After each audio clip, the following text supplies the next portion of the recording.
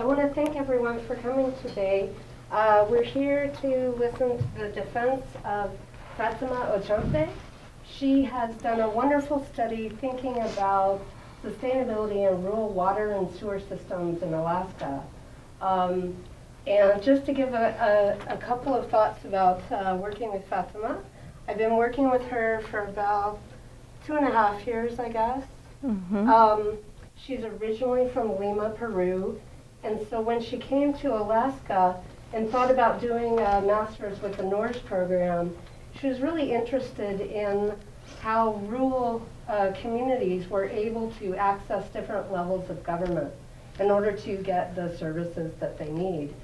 And one comment she made to me that was really interesting was that coming from Lima, she has really realized what the differences can be between the urban and rural, even within countries that we might think might be more homogeneous across those divides. But I think Fatima has done a really good job in looking at this seemingly complex, some would even say, water and sewer, that's not very exciting type of work, but Fatima has made it exciting. And so I'm really looking forward to hearing her findings and engaging with questions from the audience. We also have a few refreshments, and Fatima made me make placards that said, she passed, no, she didn't pass. Either way, we'll get some cookies or some cake. Choose wisely, Yeah. Thank you, Shanda. Today is a day of joy, not because I defend, but because it's World Water Day, of all days, today. And, but it is also a day to consider that 4,500 children throughout the world will die of water-related diseases. So that's just food for thought. So now that I have your attention, I will say that my real name is Fatima, it's Mercedes Fatima Ochante Cáceres. I just have to, put it out there. Not that you didn't say it right, Shanda.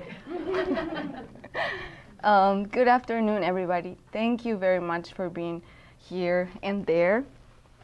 As a global community, we have agreed that access to clean water is critical to human life.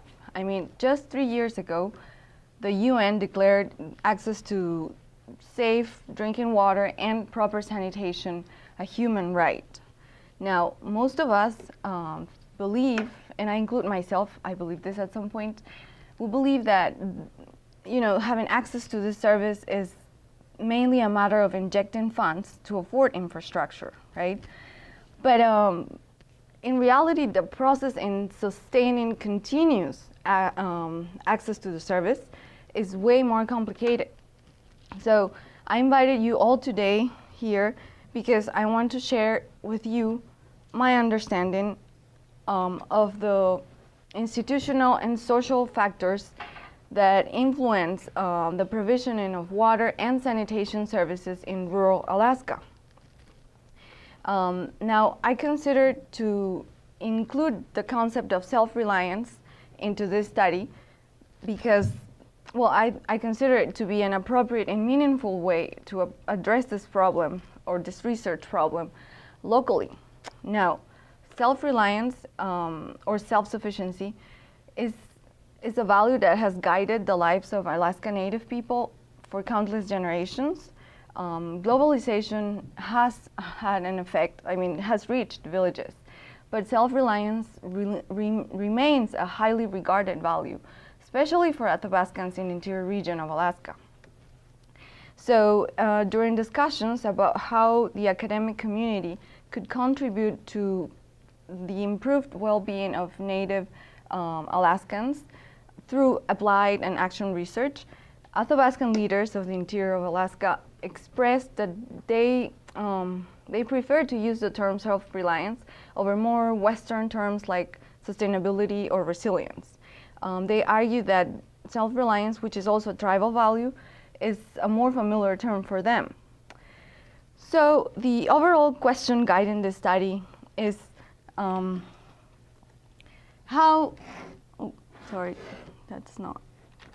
going? Okay. The overall question guiding the study is, how does the public water program relate to the self-reliance of Alaska Native villages in the interior region of Alaska? And I broke down this question into 3 research aims because the findings for each aim would address the overall question. And now, by public water program, I mean the way in which the government funds and builds water and sewer systems in villages of Alaska. So I can't let you leave this room without hearing about, very quick what this program is like or how it works, right? Or the process that develops whenever a village wants to access infrastructure. I'll try not to make it boring. It will be quick and painless. And it's, basically 3 steps. It's first, communities are assigned to an engineer, or engineers are assigned to villages. And when they need for infrastructure, they need to get in touch with their assigned engineer. And the engineer is going to develop a design of the infrastructure and a budget, right? And then this funding request for this project will be entered into an online database that is updated every year. And then a multi-agency committee reviews all the proposals. And they use the scoring criteria for funding the projects. Now, in this last step, there are 2 funding mechanisms or 2 allocation systems. One is Alaska specific, so state, and the other one is federal. And that second one is one that's used to fund water and sewer systems throughout the country, but for tribal communities specifically. So that's it. That's the process that develops. Did it hurt? Was it boring? I tried to. This is the most summarized version that I'm comfortable with because I'm leaving so much out that, of course, you don't want to know because it's probably overwhelming and boring. But anyway, so now. Oh, but one important point is that after the village acquires the infrastructure, it's completely up to the village to sustain it financially. We will get back to that point later. Now, let's talk about how I went about conducting this study. So I conducted phone interviews, semi-structured phone interviews with village respondents using open-ended questions. That is the type of questions that avoid yes and no answers. So, and I also gather information through academic literature and gray literature. And I also held informal discussions with public officials, tribal staff at tribal organizations, and citizens in general who are knowledgeable about these issues in villages. Now, the responses I received were coded and analyzed using a grounded theory approach to qualitative data analysis. Now, what is coding? What is grounded theory, qualitative analysis, right? In qualitative studies, researchers investigate a social human problem, but they do it through the words and views of the participants in the study. I chose this approach because I did not want to make assumptions based on my personal worldview as to what village residents consider safe water, safe, healthy water, or to be, or community self-reliance. I mean, what does that mean in this day and age, right? Or what does a happy, healthy community or well-being means to them? So yeah, the stance I decided to take as a researcher was to take an interpretivist approach. Now, this approach allows deep insight into the world of lived experience from the point of view of those who live in that world. In this sense, interpretivist researchers become the vehicle by which the social realities of the participants are revealed. And to ensure that the data was based on reality, I did not apply any type of pre-existing theoretical framework. Instead, I used elements of the grounded theory methodology to develop an understanding grounded on the perspectives of the participants. I chose this methodology also owing to the fact, to the lack of data or previous published studies on the relationship between community self-reliance and access to water and sanitation in villages of Alaska. But before I even go into, before conducting the interviews and selecting participants, I obtained proper IRB human subjects protection for through the University of Alaska Fairbanks to ensure the protection of the participants. I also informed the regional tribal organization, the Tanana Chiefs Conference, of the development of this study. Staff at Tanana Chiefs Conference, or TCC, were particularly helpful with at the initial stage of the study. They took the time to discuss issues that villages were facing with me. And they also reviewed my interview questions in the interview guide. And so they were really helpful. And then I also took the opportunity to introduce this study to the Native community. And I did this at the Denakanaga Youth and Elders Conference that was held in the year 2011. It was held in the native village of Nulato. There, I distributed informational flyers and to representatives of various villages. Jerry Isaac, who's the president of TCC, was an attendant at this conference, and he later provided a letter of support to the study, which I enclosed to the invitations to participate that I sent out during the recruitment stage of the study. Now, I sought the participation of villages in the interior region, considering the Athabascan leaders' appeal for research projects that address community self-reliance. But there are over 40 Native communities in the interior region, a rather large number, right? And it's just me, 2 hands and 1 brain. So I had to reduce the number of communities I was going to work with. And so I selected the respondents from the pool of communities designated as economically distressed by the Denali Commission, a government agency. And this was the criteria for the year 2011, again. Now, TCC, Tanana Chiefs Conference, has 6 sub-regions, but only 5 of these work with TCC for water and sewer projects. So I recruited, or this study recruited, 1 participant representing each largest and smallest village within each of these 5 subregions. And by large and small, I mean in terms of residents, how many residents they have, right? In terms of community size, or population size, sorry. And then the criteria to select participants included village residents who were knowledgeable about the local issues with water and sanitation, and also who had who were knowledgeable about the process for obtaining and maintaining water and sewer systems.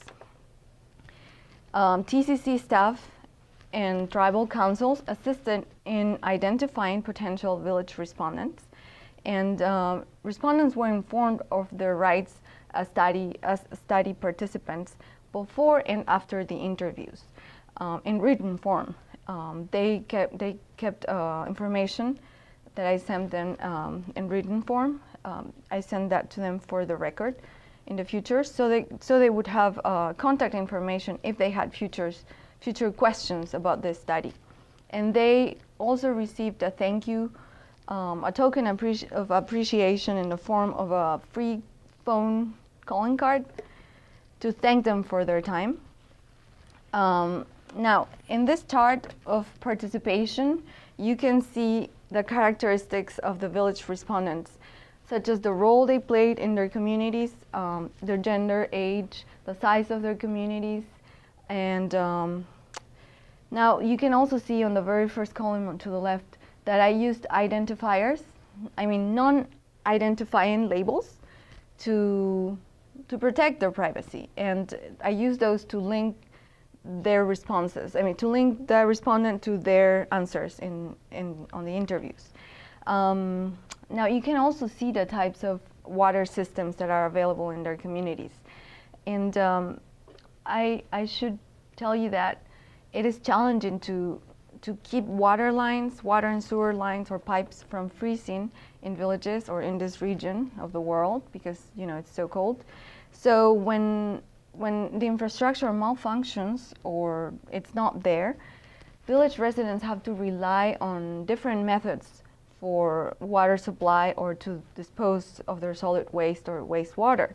So there you have the famous honey bucket, whose name derives from the practice of affixing a toilet seat to a 5-gallon plastic bucket that was previously used as a container for honey. And then you also have the famous washaterias, which are facilities where people can hold treated water from, especially in those communities where there is no indoor plumbing for each, house. And there you can also take showers. There are flush toilets, washers, and dryers. These facilities were built in the 70s, and the construction of water and sewer systems connected to homes through pipes, did not start until the late 80s. Okay, so let's talk about how I analyzed the data. With the permission of the participants, I recorded the interviews for later transcription and analysis. To analyze their responses, I coded and organized each of their responses and with a process called constant comparison, which is a significant element or characteristic of the grounded theory approach. This process involves the coding of the data to capture themes within the transcripts, to find similarities and differences within the data. Once you have identified codes, you compare them and use them to form core categories that attempt to represent the data. I did this with the assistance of a program called NVivo, which is a software that allows researchers to attach labels or codes to text segments. And after reading through the transcripts, I assigned descriptive labels to the data using this program. These codes were then used to create an NVivo codebook, which that evolves as new labels or codes are added, grouped, or nested above or under or below others. So this way, I made changes to the coding process to reflect the perceptions of the participants. And this process continued until each transcript was coded per the most recent codebook. So now let's talk about findings. And a key finding of this study reveals that perceptions of healthy water, safe water, clean water vary widely. Some respondents consider it to be treated water or tap water, and others said they would prefer to drink water from natural sources. But then there were others who seemed to contradict themselves because they expressed both views. Then, according to participants' responses, access to safe water and sanitation is critical to well-being.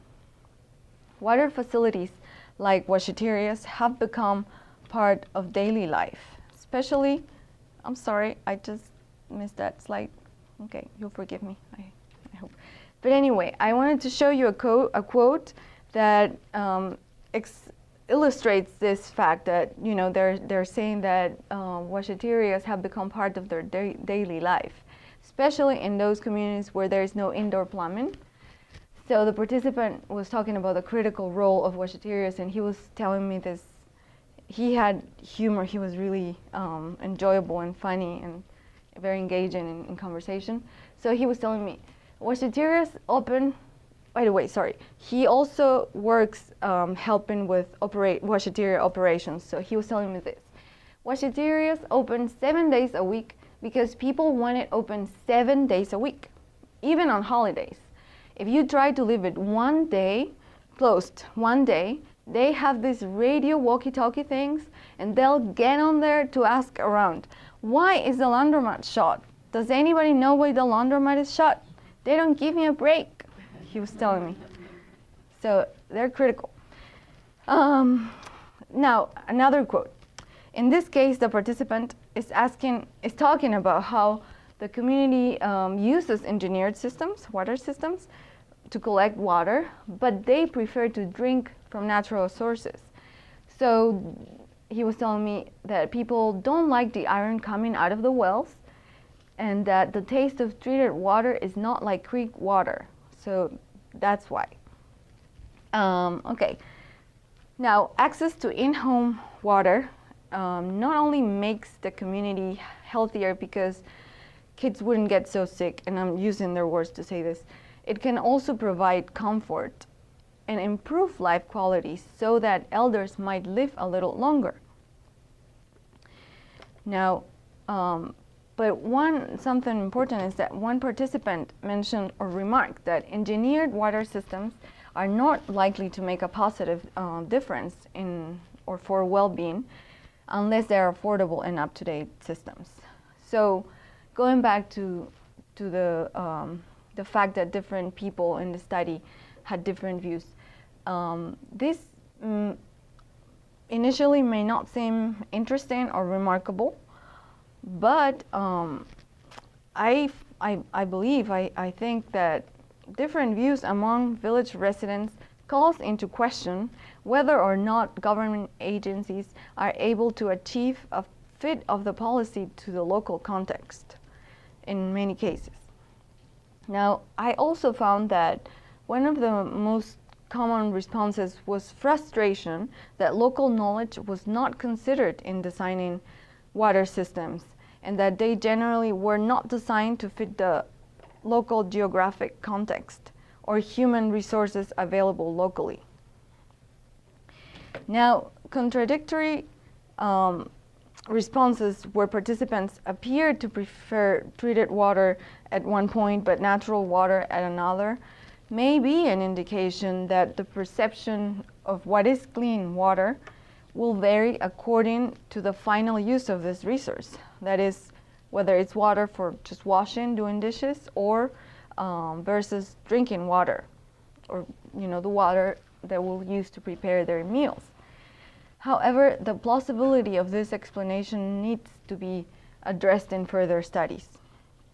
Also, the fact that village residents can hold both views also challenges the argument made in studies that as native communities adopt Western customs and modern infrastructure will distance them from the natural resource and thereby from traditional culture. Now, in terms of their perceptions of well-being, they did consider, as I said before, that access to improved water and sanitation was a critical component. Some around Fairbanks live the dry cabin lifestyle with no indoor plumbing, and some do it for financial reasons, but in many cases, it's a personal choice. People choose to live without water amenities. In some cases, the argument is that they appreciate a simple life. But however, the findings of this study suggest that residents of these villages are eager for the convenience of modern piped water. And this quote helps illustrate that. The participant was acknowledging that it's difficult to sustain pipe systems in terms of financial and technological capacity. But if it's sustained, it promotes health. And he was telling me that our wells, like for the natural water, they are right in the village, but people don't use them anymore. It's easier just to turn on the tap instead. Okay. And also I want to add that although they have a strong respect for nature and live in a rural, remote context where they're still practicing subsistence traditions, they seem very interested in enjoying modern amenities that make life comfortable. Now, as another participant expressed, Native people can remain with their traditional culture and self-sufficiency despite changes in technology. In this sense, Native values remain intact. What have changed are the means to achieve them.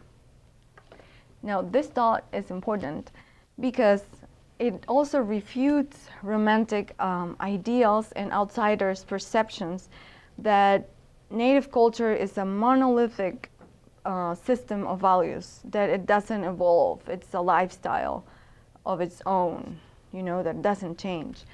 And, and the suggestion that indigenous peoples prefer to remain in isolation and preserving their local resources and ancient traditions while altogether rejecting modern life in Western terms is misinformed at best.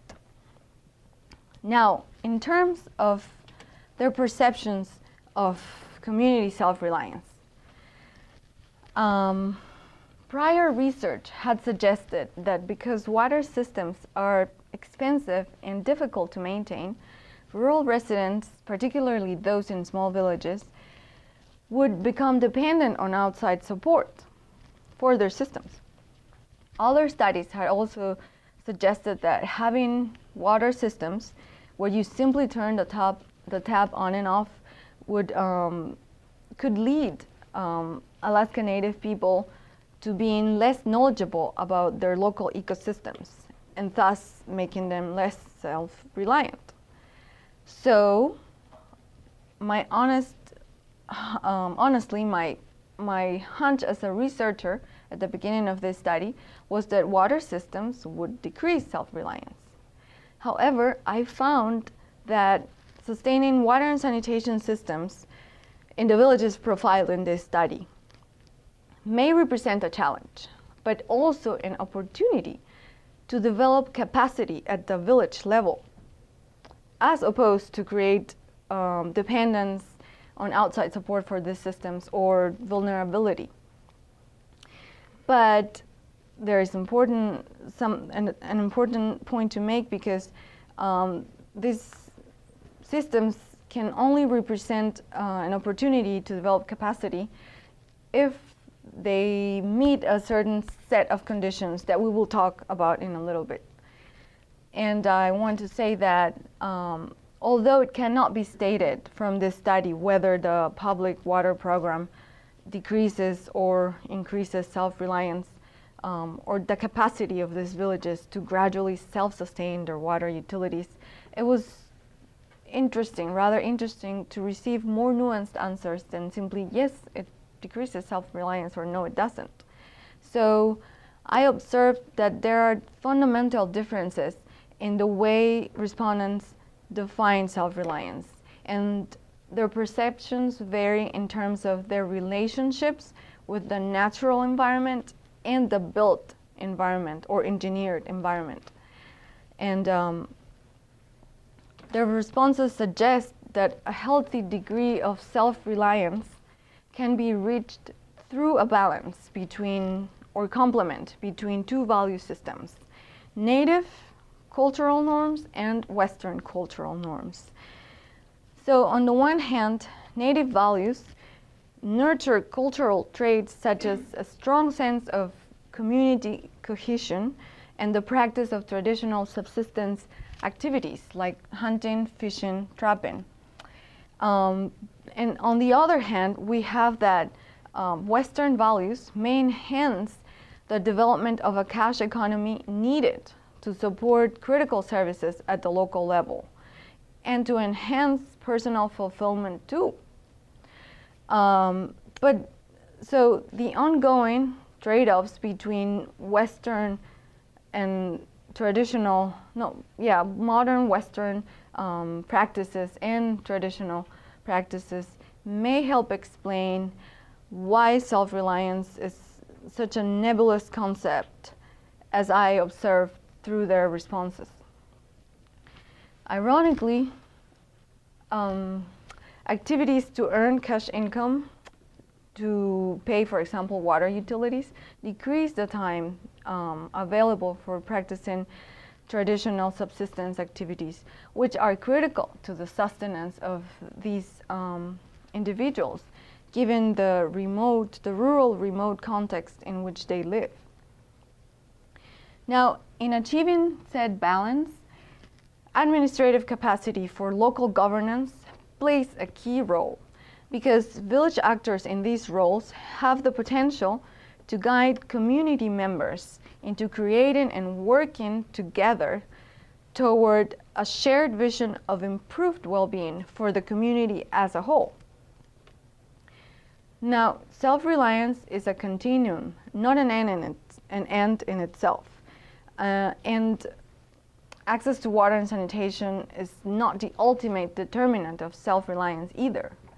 But I argue that sustaining the social and physical infrastructure to secure access to this service is a piece of the puzzle that, however small, can provide opportunities to strengthen capacities needed for reaching the balance I mentioned before. Now, let's talk specifically about the intersection between community self-reliance and access to water sanitation a little bit more. So I found that water and sanitation was not an attribute participants immediately associated with the idea of being a self-reliant community. But when asked specifically to consider this link, respondents generally answered that the public program doesn't necessarily have to decrease self-reliance if it represents a technological match to the capacity available locally. So that means that I found that there are important elements that could enhance self-reliance.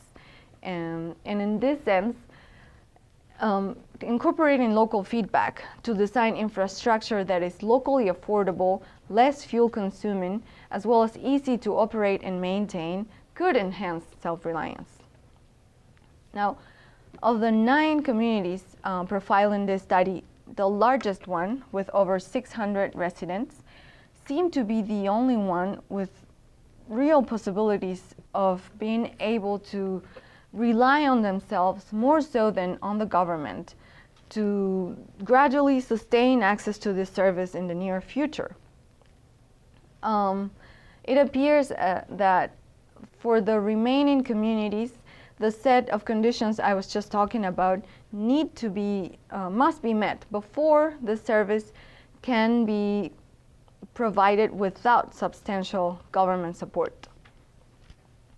I assert that there are, let me count them. I assert that the delivery of water and sanitation infrastructure that is expensive and difficult to operate, the lack of financial assistance to sustain the systems once acquired by the villages, and the inability to fund projects for solid waste disposal, as well as the very few professional and financial incentives for water plant operators to remain in the position, are all variables that challenge the ability of these smaller communities to work toward gradually developing the capacity or sustaining their systems.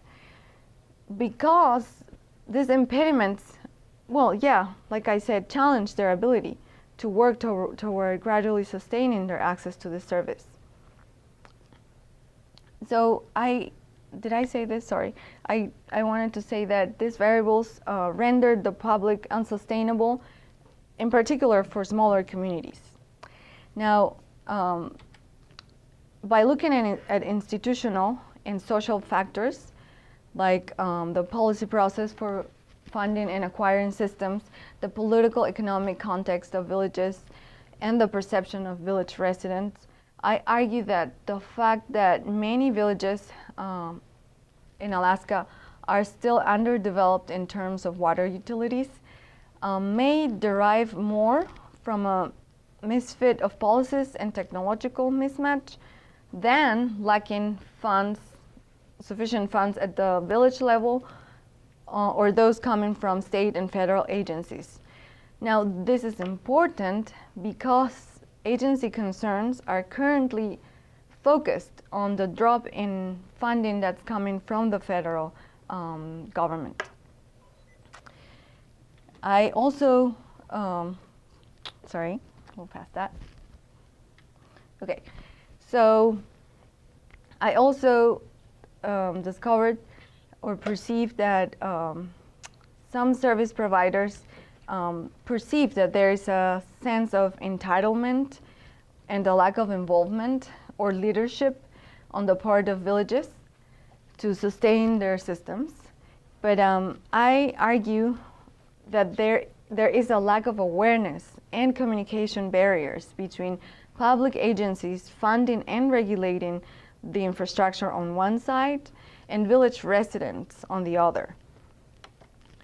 Participants had difficulties establishing a link between community self-reliance and access to safe water and sanitation. Now that suggests that there is a lack of awareness of the extent of human and economic resources needed, as well as the commitments associated with sustaining this service specifically or especially in such small remote villages. The responses also suggested that the participants did not seem to have a good understanding of the process to acquire the infrastructure. So this lack of understanding has the potential to confound communication barriers that could be misinterpreted as a lack of involvement or interest or initiative on the part of villages.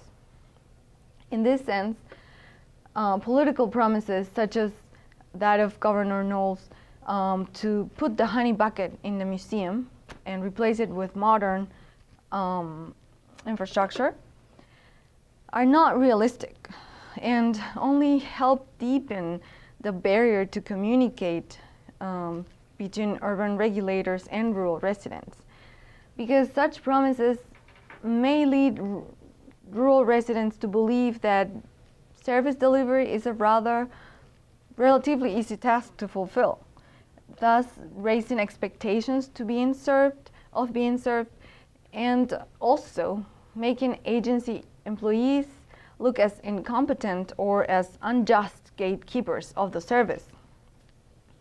Now, remember the first step in the policy process for acquiring infrastructure? Raise your hand. No, I'm just kidding. You forgot already. Well, no problem. I have the slide right here. Yeah. Well, to avoid overwhelming village capacity, in the very first step, it is the engineer's responsibility to understand and navigate the whole funding bureaucracy, the red tape, to access funding and all of that process. But I find that it is unclear whether this practical, yes, yet paternalistic measure of having the assigned engineer do this for the village is in fact beneficial or not. I mean, is it or not? And it is worth to note that such position of the assigned engineer requires quite a lot of public relations work with villages, and that is something that's not typically required for engineers in training school. So it is yet to be determined what role this approach plays in enabling the flow of knowledge to and from villages and bridging communication barriers and strengthening village capacity. Now, I also find that the question remains as to how the funding process accommodates for the bulk of smaller villages of Alaska, which are concentrated in the interior region, because the scoring mechanism prioritizes projects that maximize health benefits. That is, funding infrastructure in a large community will result in more health benefits than funding systems in a smaller village, right? So if you think about it, this funding approach has the indirect effect of encourage migration to bigger communities. So this raises the question of whether the government is succeeding at sustaining infrastructure or sustaining communities. Well, given the displacement of village residents in the process, Now, one last point on scoring criteria. Officials have expressed concern regarding the, suitability of the assessment tool to evaluate village capacity when they're competing for funds, right? So due to time's limitations, I can't go over this in detail, but I can tell you that such criteria to measure local capacity to sustain systems could use improvement, and could use improvement specifically to really reflect the human dimensions of village capacity. And I find that it would be beneficial to develop a metric of local capacity that is informed by social scientists, and that this virtually newly developed metric be used to develop trainings to later address gaps in village capacity. And with that, I finish. I'm not going to talk, well, yes, I'm going to talk more about the public program, but very little. But with this, I finish my section on findings. So finally, I conclude that the inability to secure access to water, to this service in all villages, may not only be a matter of financial and technological capacity. I discern that funding agencies, service providers, and regulators will continue to invest substantial resources in funding a service that is unsustainable, likely unsustainable for many villages or some villages, as long or if they do not understand the social and institutional factors influencing the provisioning of the service. The exploration of these dimensions may be critical to assess broader issues of service sustainability. So I argue that these agencies might find this human dimension strategy surprisingly useful for developing initiatives that complement their current efforts for effectively deliver this service. So I want to end by sharing with you a beautiful quote, one of the many, of course, that participants shared with me, but this time I will let you read it in silence.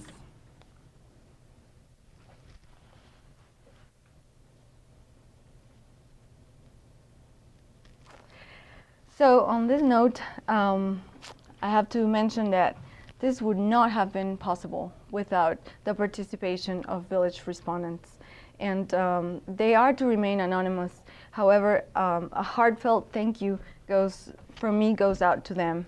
And what would it be of me without, and of this study, without the support of my awesome thesis advisors? I'm convinced that I have had the best advisors I could have ever had. And I don't think this happens more than once in life. And I also want to thank, because I'm not planning on getting another master's degree. And I also want to thank so many people like Bill Justice and Jerry Isaac at TCC who couldn't be here today, Bill Griffith at ADEC, Dennis Wagner at the EPA, Troy Ritter at ANTHC, the University of New Mexico for their Lynn Ray Award for Tribal Community Development, and at UAF, so many people, starting with Carolyn Su at the OIP, who supported me and helped me with so many things even before I got here. Bill Schnabel and Eda Muta at the Water and Environment Research Center. The OIT staff have always been so helpful. Like I was saying before, my computer crashed a few weeks ago and I died, but then I came back to life when they recovered all of my data. I don't know how. And my co-workers and bosses at the Ted Stevens Political Papers Collection, Marianne and Elsie, And of course, my Northern Studies program, which if you don't know, is more than a school program. It's home, it's family here at UAF. North Rocks. And finally, family and friends who are here today and who couldn't be here today, and they're throughout the world. And I thank every one of you and of them for supporting me emotionally throughout this journey at grad school. Thank you.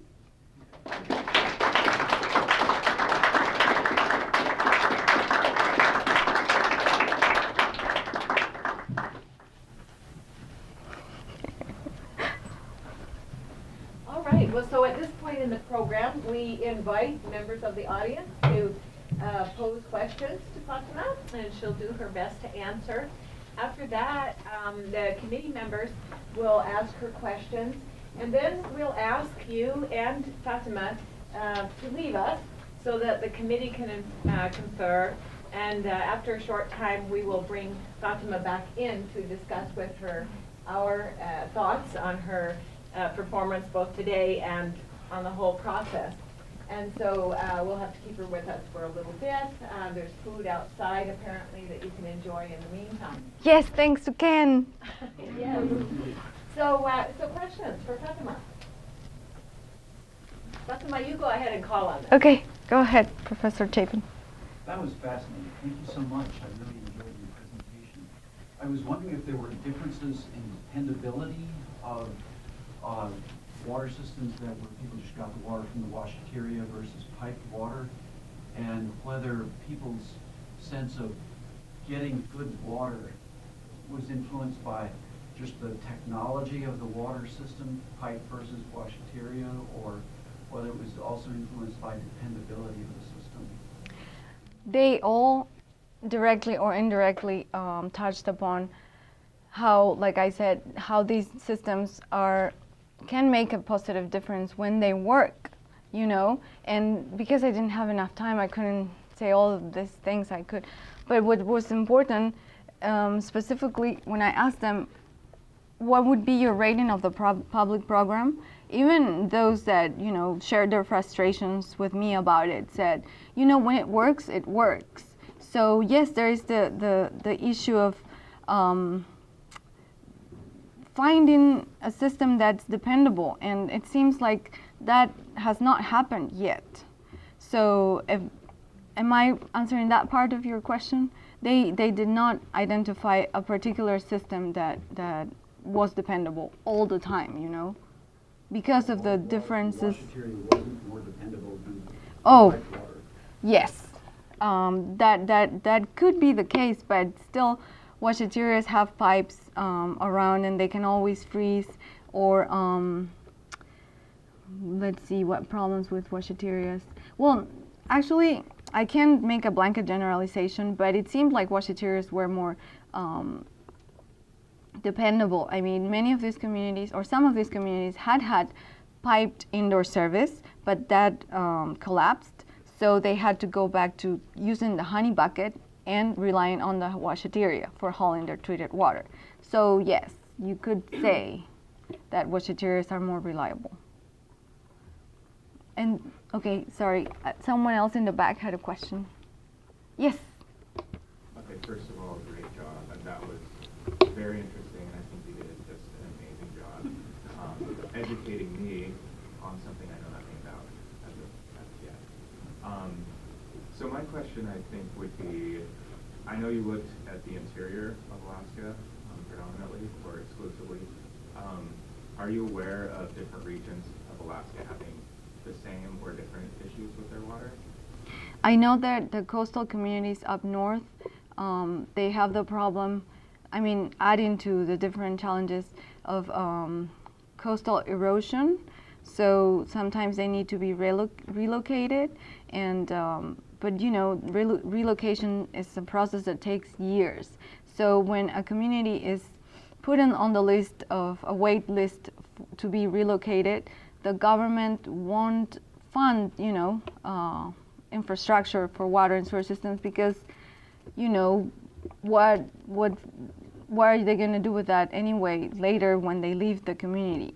That's put in very simple words. I can tell you that. I've heard of,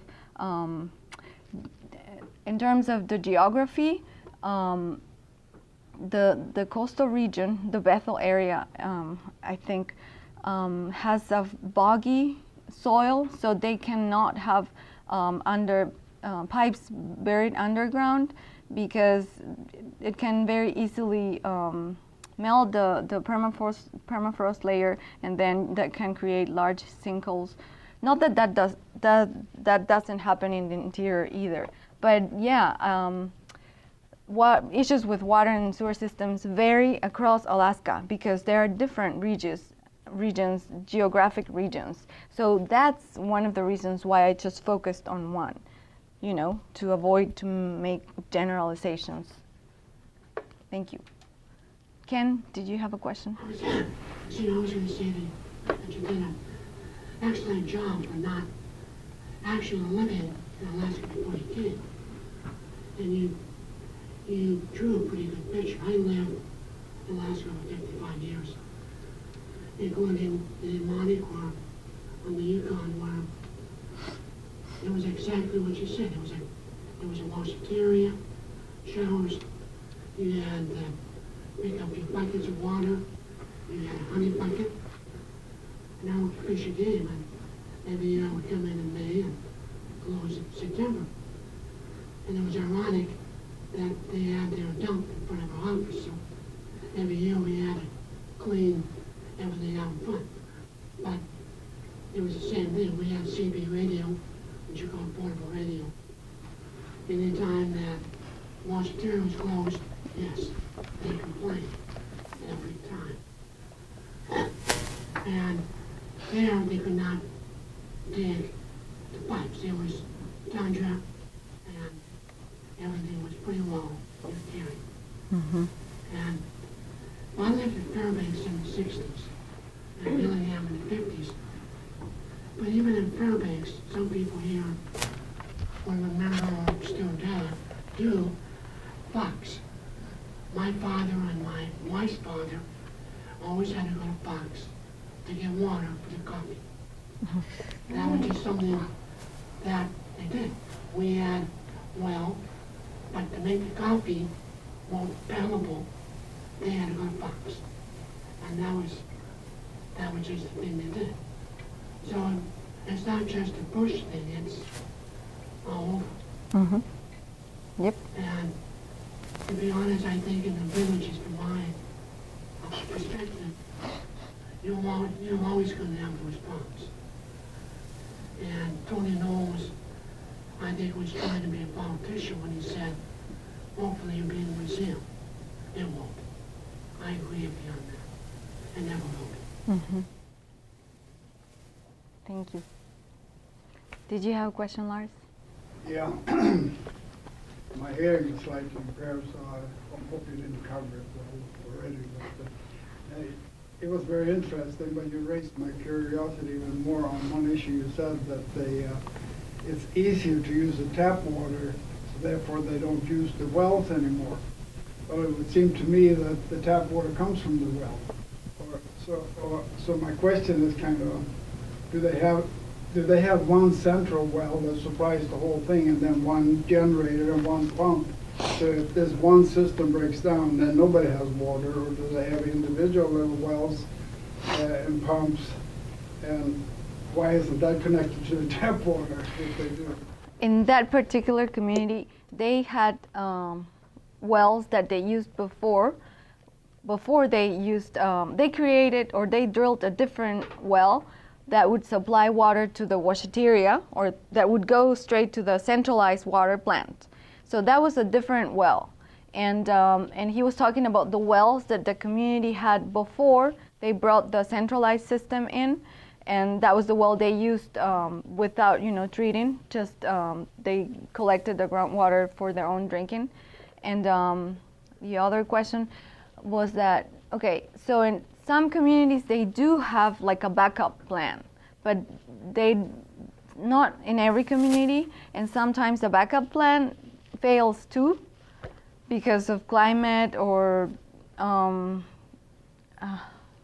manual error too. So it's all across the board, really. Did I answer your question? Yeah. I was just a little more to take it a little further than about being self-reliable. If they do have these generators that run on gasoline or diesel or coal or wood or whatever they're running on, are they self-reliable?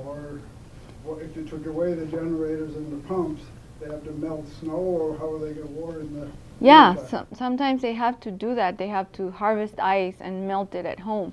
And again, I didn't have enough time to talk about many other things, but oh, what was I gonna say?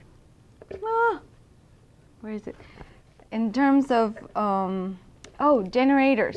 So generators, they use a lot of fuel. They in the winter they collect their water in these huge tanks, and they have to keep them from freezing, right? Like they have heaters, and yes, the system can malfunction, or they don't have to pay the fuel bills. So there was in 2 cases the comment that paying for this much heating resource is a strain on their pockets, so that they want alternative energies. And one of the communities was telling me that they are looking into this biomass project, which is burning fuels that are not gas that come from oil, and to heat the system. And that is something that they see as beneficial, but not many of these communities are doing that, or have the means to go for that. But yeah, they realize that's something that improves the service delivery. Any other question? Yes, Tony. Are there committees in these villages that oversee the provision of water? No. You mean in individual communities? Yes. No. Not really. And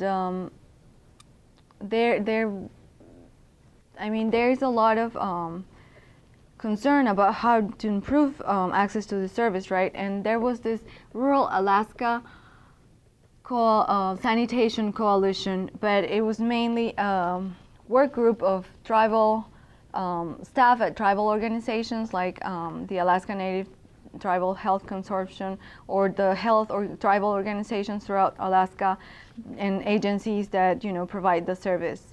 But not that I know of. There are no such teams directly organized by villages. Any other question? Yes. You did a great job explaining your process of how you went forward. You mentioned that one of the large villages or one of the large communities was close to being self-reliant. Is there something that they're doing that is different, or is it just because they have more quantity? Besides that they have a larger customer base to support the service, Alaska Native Tribal Health Consortium actually worked with them for this project. And what they did was they trained the locals for the work they were later gonna do in building the systems. So in that sense, they included local capacity, local input. It's village people living in these villages that know how things work with the climate, with the context there, and so that capacity arguably stays in the village. And I think they had two, because they were a larger community. They had 2 water plants, and in that case, the water plant operators were also not quitting the jobs as often, because the community had more incentives for them to pay them hires. In other communities, they pay water plant operators $2 the hour, and because they're such small communities, they don't provide health benefits or insurance and things like that, because they don't have the customer base to support that money. So that's another thing that may be beneficial in that case.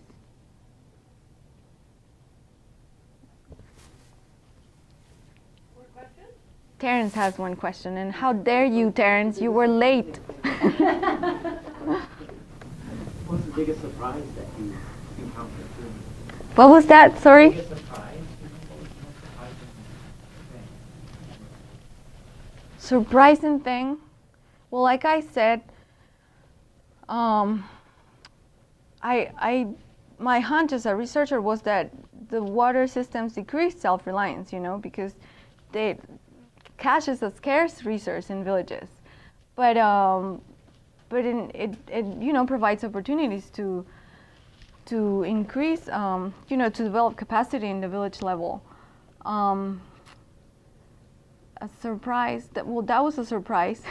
I was trying to listen carefully to the data, and my methods advisor is probably going to kill me because I wasn't able to talk about my limitations in this study, but one of them was that I don't know to what extent my personal biases influenced the reporting of this thesis, you know, because I was the only data analyst, and but what I did to counteract that limitation was to share my findings regularly with my advisors, with the three of them, and we also met as a group like 4 times in the last year, and to, you know, share feedback as a group and make sure we were all on the same page. I used the identifiers to track who was saying what, frequency, consistency, disagreement, and answers.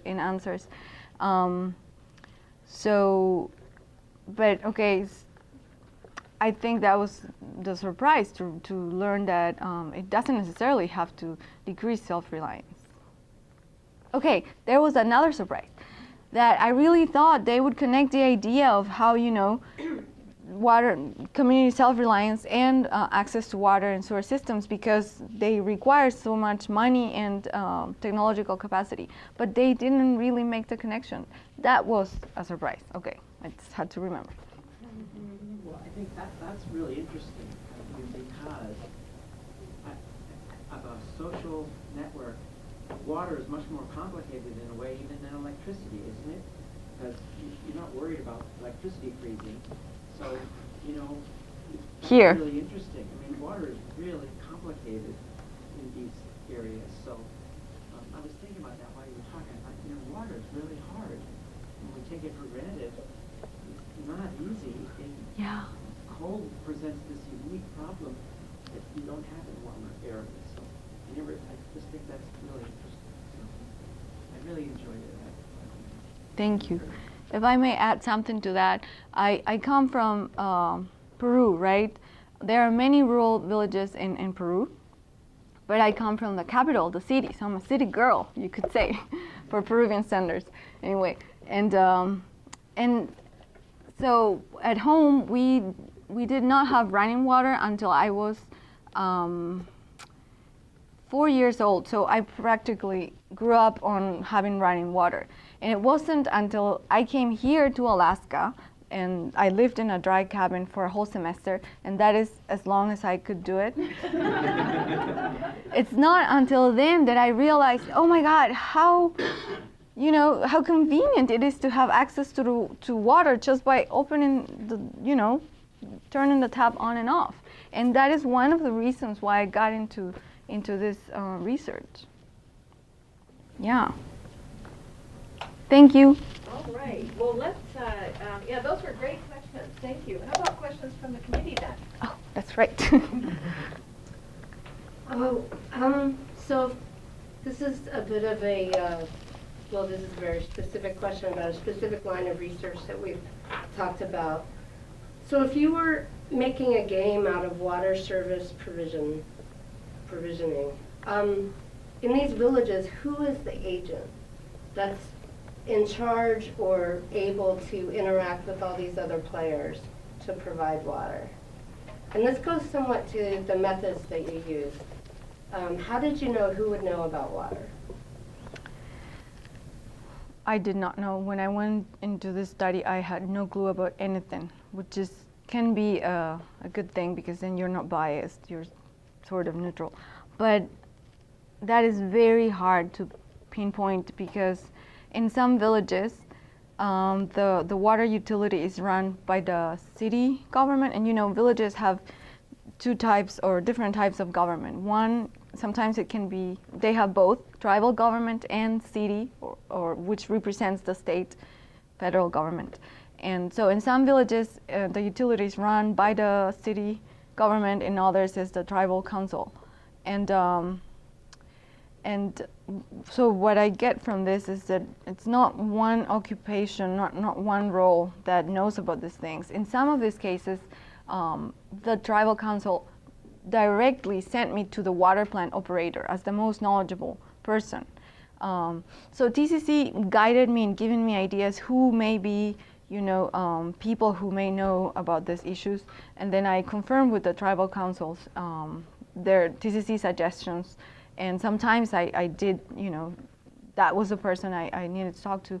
In others, it was someone completely different. In one case, like I said, I was sent to the accountant. So you would think, an accountant, what does an accountant at the tribal government, or I can't remember if it was tribal or city government, why would he know about these things? But he pays for the bills.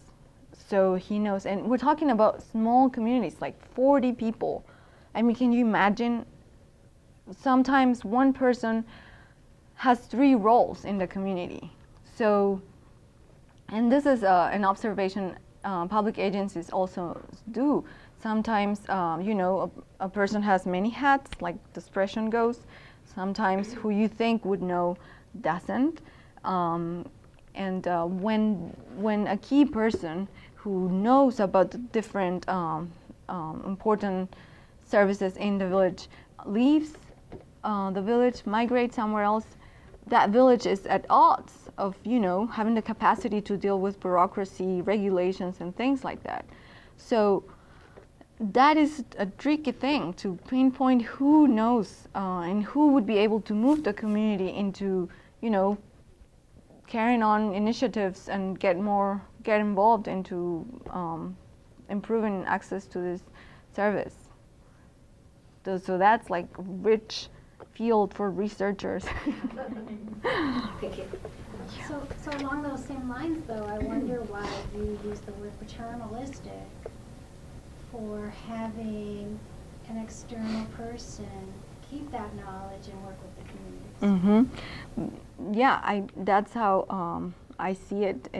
It is practical. Yes, you relieve the village. I mean, villages have to navigate all this bureaucracy for the different services they need, hospital, water, electricity, fuel, so many things, right? And it's, like I said, in a village, sometimes it's just 3-4 people who know how to deal with these things, or 2 people, and when they leave, the village is at odds. So that's what the agency thinks, it's a practical approach to relieve them from such responsibility of having to deal with all this red tape, or understanding it anyway. But it is paternalistic in the sense that, if I think, yes, I mean, it's like a trade-off. You probably will be overwhelmed in the village, but in the long term, if the village, a certain village is fortunate enough to have the person or a few persons to remain in the position for a long term, years, that develops capacity. And the persons that deal with all these processes and understand regulations, my thought is going, they would be able to provide feedback to agencies as to how regulations or the process can be improved so that it benefits, or that it helps villages into, this developing capacity and sustainability and just improved well-being. But that is not really, that is not what I see. They don't have that into, they don't have access to that. And I'm not saying that, agencies are bad for not granting them access, because, it's a, what do you say? Well, it's a good intention not to want to overwhelm villages. But do you think that the people who work, the person that you're saying who does have some of this knowledge, would agree with you that that's paternalistic. I It don't is know. that. I don't know. I have to say that's my view. But I don't know. It would be something to ask them. Actually, Ellen's question intrigues me, and I'm going to take that from a slightly different direction and perhaps allow you to elaborate in a different way on what I know you detected, and also allow you to tell a little bit more about your background and some assets that you have that aided you in this project. You have a background in intercultural communication, right? And you made some observations about some deficits in communication that appeared to you to exist in these relationships, intergovernmental relationships, and expert engineer and community members with local knowledge. There were some gaps in communication, and I wonder if you could talk a little bit more about that and and tell us about what your background was and what insight that gave you. Okay, very informally, I love people. I love interacting with people, meeting new people, people in general, and especially I like to interact and meet people, get to know people across cultures. So I went to school for college to get an educational background on you could, I mean, loosely translated, it's multicultural studies, and I graduated as a professional translator and interpreter, and it has always fascinated me, and this, how people with different worldviews communicate, or actually a passion of mine is to allow them to communicate. So that's what interpreters and translators do, right?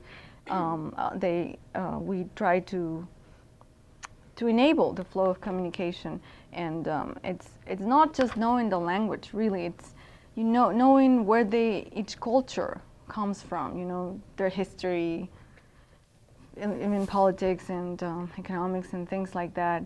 And like Shanda said at the beginning of this presentation, I myself in Peru, before I came here, I worked at the German Peruvian Chamber of Commerce in Peru, and specifically working with, among other things, we were reviewing funding proposals for sustainable projects.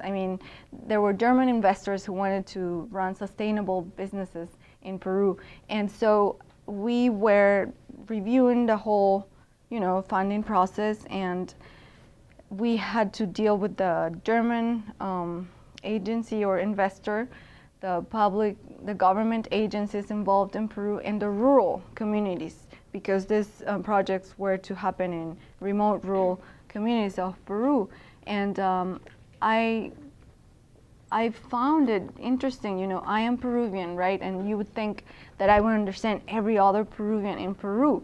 But I grew up in the urban area, in the capital, the biggest city with 9 million people, a concrete jungle. So I, therefore, have my own worldview as a Peruvian. And when we were communicating with these rural villages, I could notice that there were differences and barriers to communicate even within Peruvians, So I went into this research too because while I was doing that in Peru, I realized that,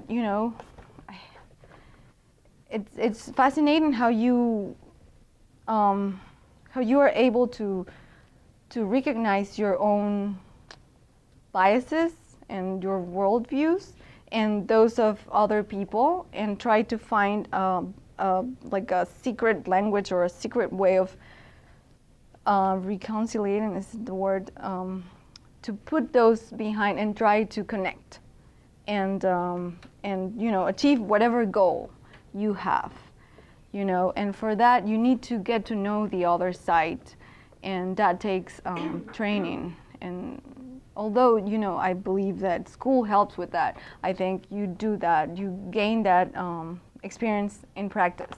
So I decided to go to grad school to, you know, I always had this lifelong interest in environmental issues. I feel like I'm talking too much, but Can I interrupt you for a second? yes. So it seems to me like you're drawing parallels, or you could draw parallels between the translator, you know, working in this context, and engineers as a translator of sorts, who are expected to do a lot of this intercultural communication, but might not be trained in it. That's a good way of Would you putting agree it. with that? Yeah, they are the liaison between urban regulators and rural residents. So they probably need to be equipped with, you know, the skills or the abilities to understand and communicate with both sides.